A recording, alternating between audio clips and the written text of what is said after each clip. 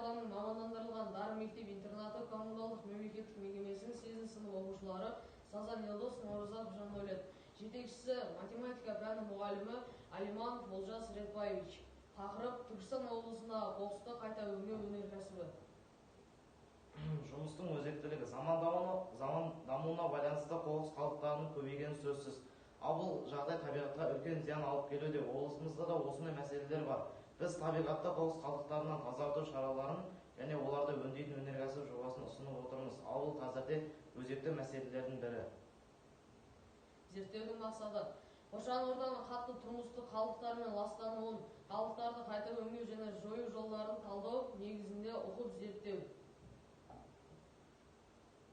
Өнеркәсіптік және тұрмыстық қалдықтар туралы мәліметтерді жинақтау және оларға талдау жасау. Тұрмыстық қатты қалдықтарды өңдеудің әлемдік әдістерімен танысу және оларға талдау жасап, экологиялық тиімдісін анықтау. Қалдықтарды қайта өңдеу зауытының жобасын жасау.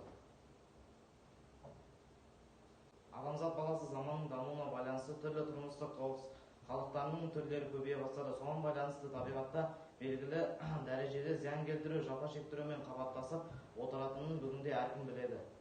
Адамзат тарапынан табиғатқа әсер ететін осындай зияндардың бірі қоршаған ортаның тұрмыстық тұтыну қалдықтарымен ластауы. Дамыған және дамушы елдермен салыстырғанда еліміздің қоқысты қайта өңдеу пайызы өте төмен, яғни 2,6%. Бұл біздің жобада ұсынылып отырған қоқыс өңдеу зауытымыздың жұмысты механизмі.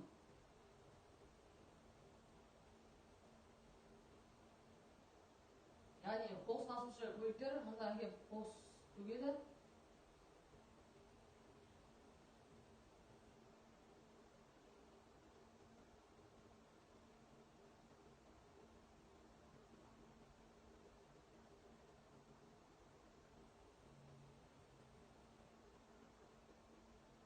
Яғни бізде бұл жерде көптеген қоқыстардың түр-түрі сұрыпталады.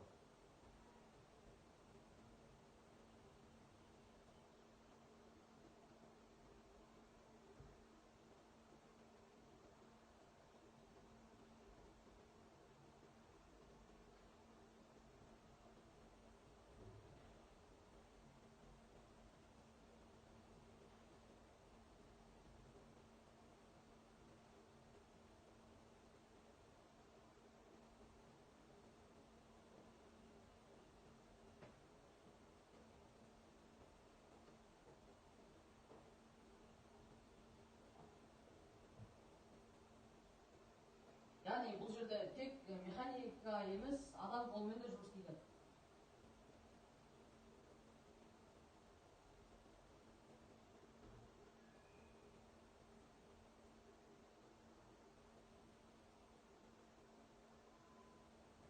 Зауыт ашуға қажетті қаржы көлемінің диаграммасы. Яғни техникалық жабдықтарға 100 миллион, коммуналдық төлемдерге 5 миллион, арнайы мамандарға 10 миллион, жер теліміне 15 миллиондай қаржы көлемі кетеді.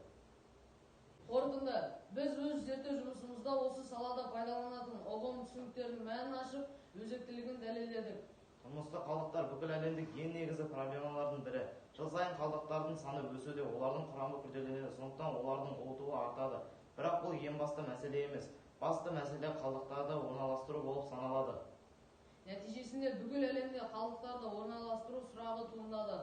Сонымен қатар қатты тұрмыстық қалдықтар мәселелері біздің Түркістан облысында да бар.